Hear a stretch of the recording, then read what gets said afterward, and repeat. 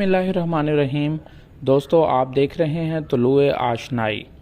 और आपको पता है कि कैनाल पटवारी का इम्तिहान नज़दीक आ गया है। 29 अक्टूबर 2023 को कैनाल पटवारी का एग्ज़ाम हो रहा है पूरे पंजाब में।